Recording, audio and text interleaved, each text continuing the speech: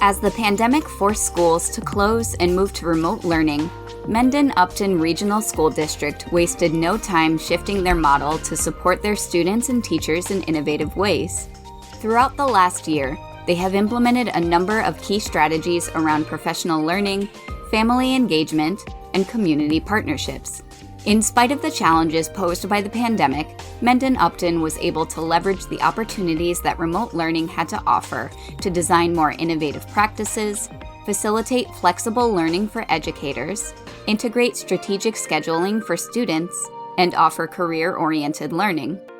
In this episode of the Learning Accelerators What Will We Take With Us Leadership podcast series, we're going to hear from a district leader at Mendon-Upton about what they tried, what they learned, and what they're taking forward as they head further into 2021. My name is David Quinn. I am the Director of Technology Integration for the Mendon-Upton Regional School District. My primary role is to manage the logistics of our one-to-one learning program. Our district is now pre-K to 12, one-to-one with iPads. And so when I'm not managing those logistics, I am working actively with teachers on practices to leverage technology to make learning more connected, meaningful, and relevant. Mendon-Upton Regional School District is a fairly affluent district located around the central region of Massachusetts, bordering Connecticut and Rhode Island. The district serves over 2,100 students. Roughly 89% of students identify as white, 5% Latine, 3% Asian, 2% multiracial non-Hispanic, and less than 1% African American. Their mission as a district, in partnership with their community, is to deliver a progressive educational experience focused on the unique needs of each child, providing them a competitive advantage in the 21st century through exemplary teaching and a high-quality curriculum. They aim to equip their students with the skills to create solutions for a rapidly changing, technologically rich, and culturally diverse world. As schools from across the globe moved to remote teaching and learning almost overnight, and in-person opportunities for instruction were put on hold, teachers and leaders at Mendon-Upton were encouraged to try new, innovative practices that would allow for the quickest return to in-person teaching and learning.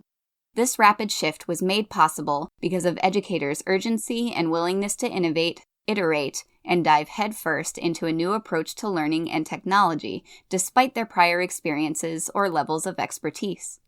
Yeah, so I think the one big takeaway that I've had is that we talk a lot in change management. I think it's Kotter's 8 factors. Is the first thing that a lot of the leadership literature points to is creating a sense of urgency, right? And I think that's one thing that we have done pre-pandemic all the time, trying to create this sense of urgency within schools. And I think to a certain extent, teachers are kind of tuned to it, like what is really urgent.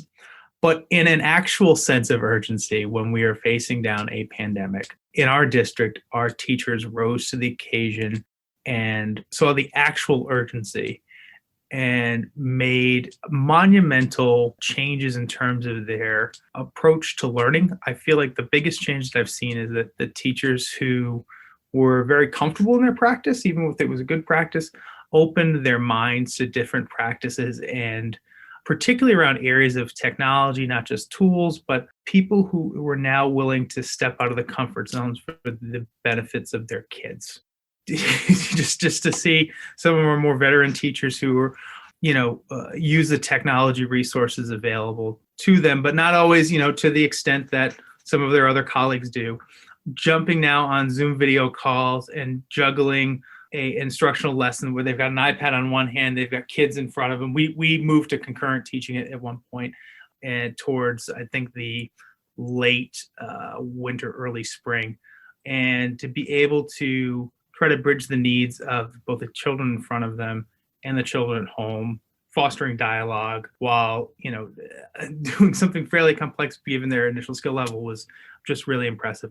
Rethinking the use of video as an instructional tool. I think that's another big silver lining that, while it's been part of the flip model for forever, I think sometimes teachers were reluctant to record videos and put it out because they didn't feel like that was active teaching. They didn't feel like that was part of their delivery. I think what we've seen is like a more open-minded approach to recording those videos and allowing students to have access to the video when they're at home so they can, serve as a refresher or a secondary tutorial. I think that's a big benefit as well. And they feel more comfortable doing these videos now, whereas they may not have known how easy it was to do a screen recording prior. So the students are going to yield the benefit from that as well. So I think that there is a shift in terms of teachers learner that has been monumental. I think they see themselves as co-learning with students. And some of that guard that comes out as I deliver, you listen has been broken down a little bit, where everybody learns from everybody. One particular innovation that came out of this shift was career-oriented learning. With technology opening the doors and offering opportunities for partnerships with organizations outside of education, students were given the ability to collaborate in meaningful ways on a variety of projects. This type of authentic learning, alongside content area experts, would not have been possible without educators' newfound ability to just try new things.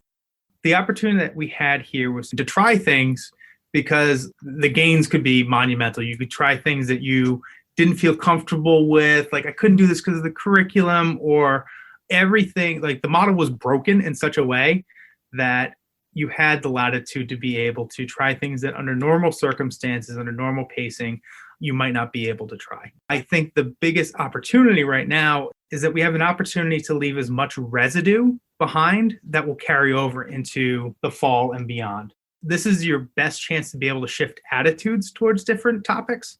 And I'll just give you an example one. So we, the middle school level, are trying to do more work with career-oriented learning. So how do we link what students are learning in school with potential projects or collaborating with entities, outside of the school building? So we're working with the Boston Museum of Science on a project about museum exhibit design that's related to a science unit. I think the authenticity piece is kind of like that first step onto the on-ramp, where for kids, when you're actually working with an external partner, I feel it gives a layer of authenticity that even when a teacher does it, it can sometimes feel contrived. And the other piece that's helping is that we've got a partner, we partner with American Student Assistance, and we've been using the NEPRIS platform to connect with industry professionals. So we're not just limited to our community. And so we're better able to try to connect students with the areas that they're interested in exploring. It was hard to get people to think about interacting with external entities or redesigning their projects for more authenticity prior to COVID, because they didn't see Zoom as a way of having this type of conversation.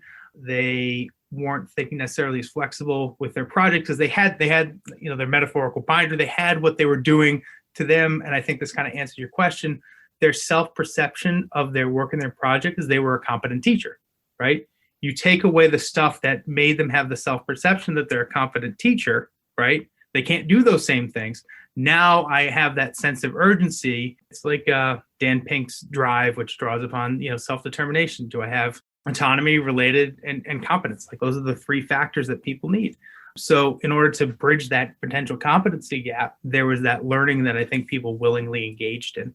My kind of advice for district leaders at this point would probably come after all of this is published, but your time is now. Like this is the time to start planting the seeds for the next fall, because I do think you may have a little bit of time, because I don't think that we're going to be fully back to normal in fall as much as I'd love to, but like this is your time to change and to break the paradigms. Another way Mendon-Upton was able to change and break those paradigms was by re-examining student schedules in order to design ways to use their class time, whether that was in-person or remote, to better support students' needs, including a what I need or win block. At the high school, which is really great, is that they changed the schedule. They went from a 5x7, so 5 classes a day, 7 rotating, down to a 4x4. So they take 4 classes in the fall semester, 4 classes in the spring semester. That really shrinks down the student to teacher ratio, right? So you really get to know your kids a lot better, helps students to focus because they have a lot less of that cognitive switching for different disciplines. And the high school also with the return is adding like something called the win block, which is what I need. So students can be able to identify, if they need to do some sort of makeup work, get extra help. And then it also is a time for clubs to meet because of the limitations after school. They always had 7 blocks, so it's A through G. And then, some will be semester long classes like your art class or your phys ed class. But now they're all semester long and there's an 8 total that they'll take. One of the challenges, some AP classes ran the first half of the year. So they've been, working to supplement the instruction for the lead up to the AP test. I think there was also more opportunities for students to be able to check in with their teachers, via Zoom. The kids took more advantage of the project blocks that we had at the middle school. There were morning meetings with even the kids who were at home had opportunities to connect with their teachers, so that we were intentional about providing that opportunity. Early on in the pandemic, we had regular Zoom meetings with tutorials on different tools or practices they could use to connect with their families. We had enormous participation from our teachers looking for follow-up, even if they had some sort of scheduling conflict.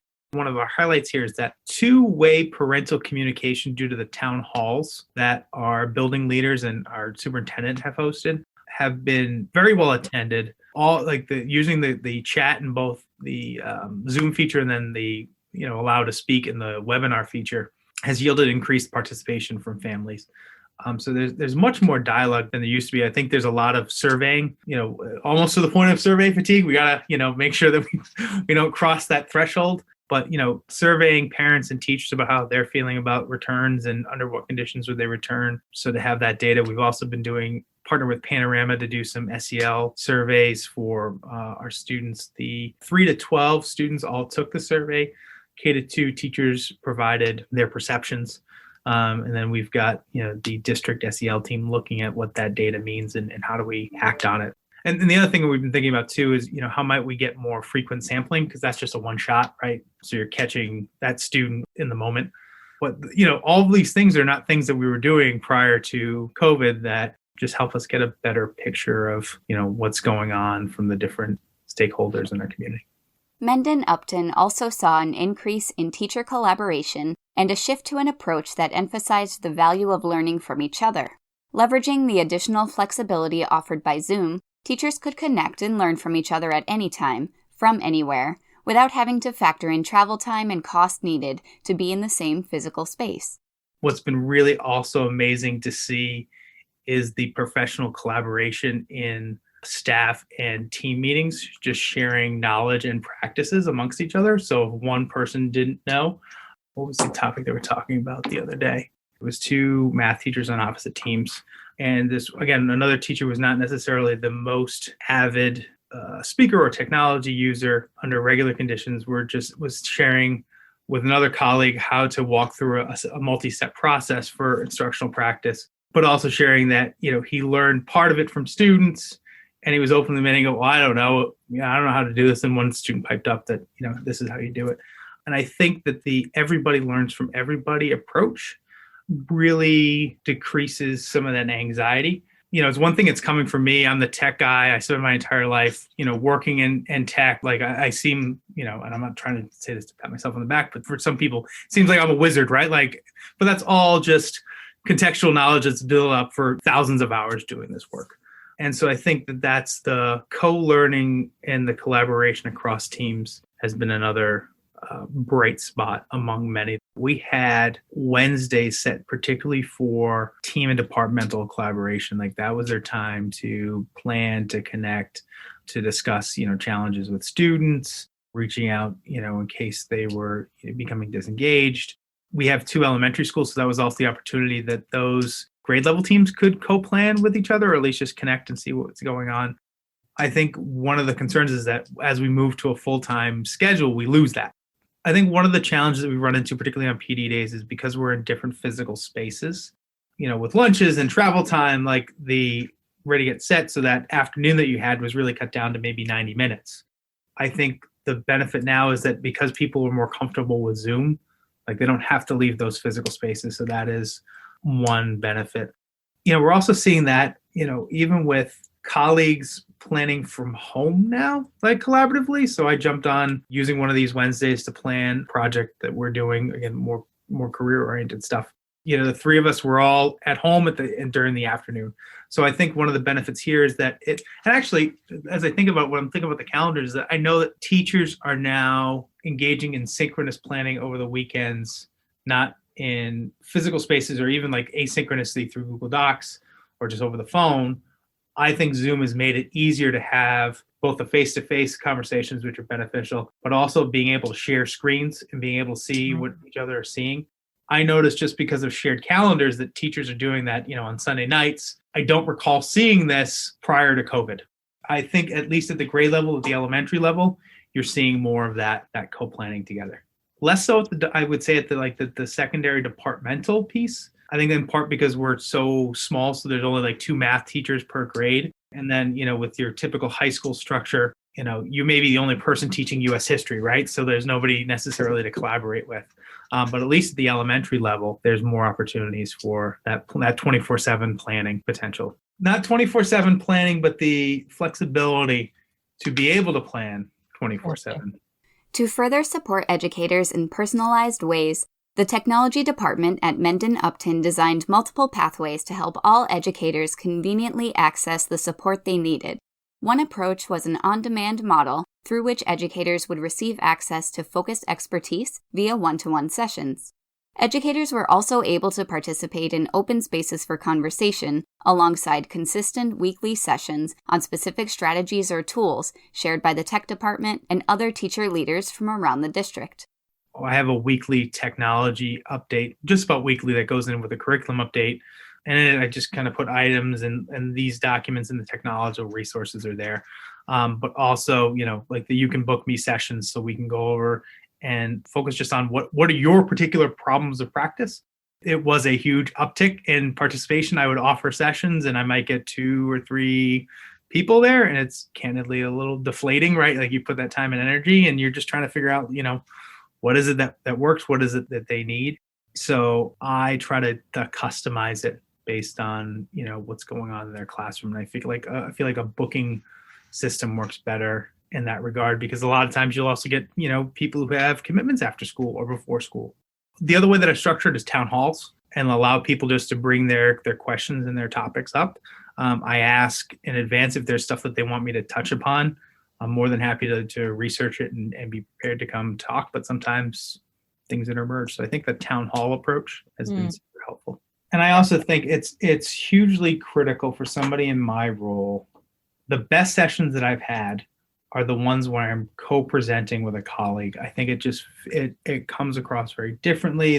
They can speak to different things that I can't, just naturally. But I think the more that leaders are co-presenting with their faculty members on these topics, the bigger the impact.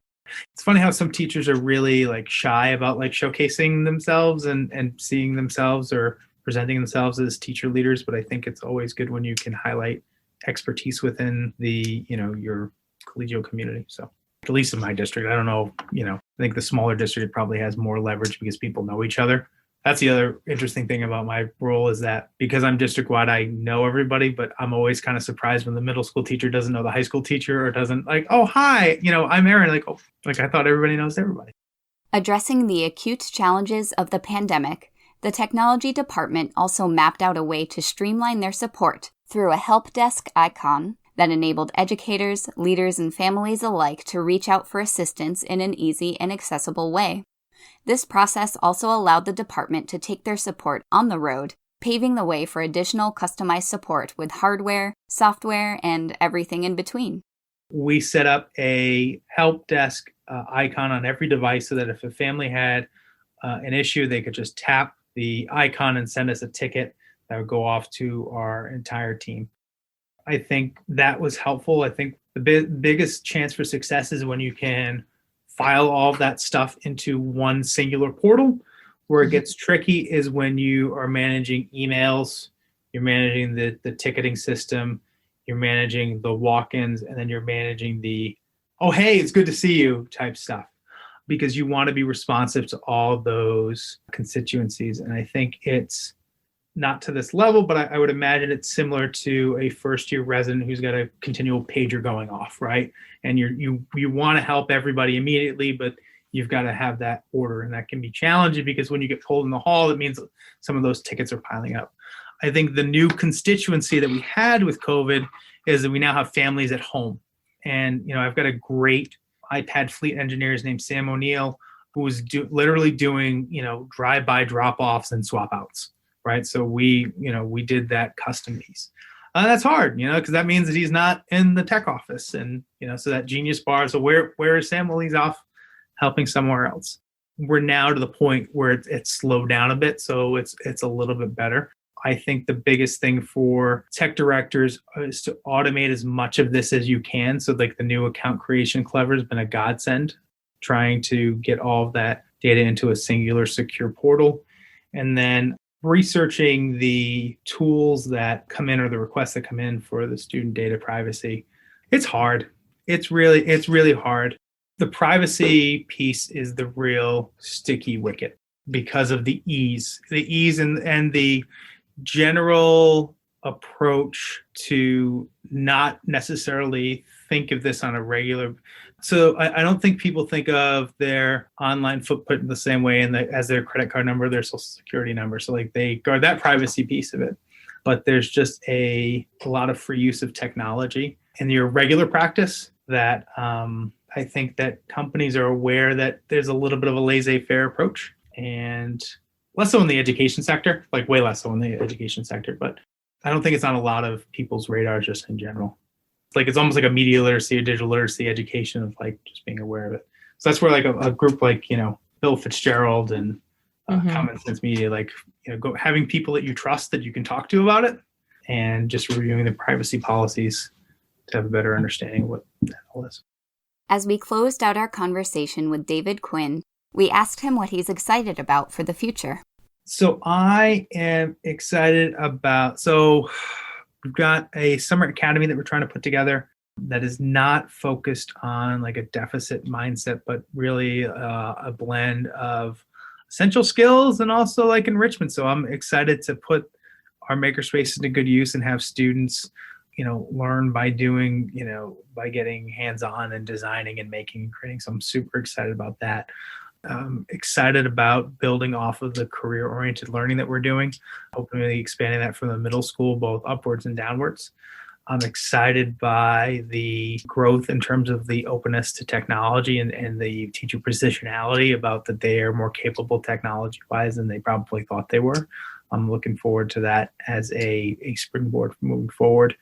Looking forward to hopefully continuing the work with the outside communities. So that way, can we continue? We're also really excited about the launch of our equity, diversity, and inclusion team that we started this spring. We started with a small team and then had a PD day this past March 12th, focused with sessions from Dr. Cleese Warnham. And we're excited to build off of the work of the spring through the summer and then into the fall. The return and just getting kids back on a regular basis, because I know from talking to families that the social aspect of it has been really hard. And school is that common place where interactions happen that become the conduit for conversation. And I know that with some families during the pandemic, I was speaking to one colleague who, their child was having trouble connecting with the peers that they were really friendly with in school. And one of the big factors was like, things would happen in school and that would become the fodder for what they were discussing. But because there was no like sort of interaction, some of the commonality pieces that they would use to facilitate, and they're still developing their social skills, right? Like they're still developing that sense of comfort with their friends, just wasn't there. And I'm excited for that to come back. I'm excited for us to figure out how does progressive education look in a COVID constraint. And I'm hoping that the residue of things that we were willing to try lasts well beyond 2022. So those are all some things that I'm really excited about. Due to the COVID-19 pandemic, nearly every school across the country had to quickly pivot to new models for teaching and learning to reach students in remote settings. Dealing with circumstances never before experienced, Mendon-Upton was able to leverage technology to build more personalized and collaborative support for educators and families, while also innovating on their approach to learning as a whole. Thank you for listening to this episode of the Learning Accelerator's What Will We Take With Us Leadership podcast series. For more resources and leadership stories, visit hop, skip, leapfrog.org.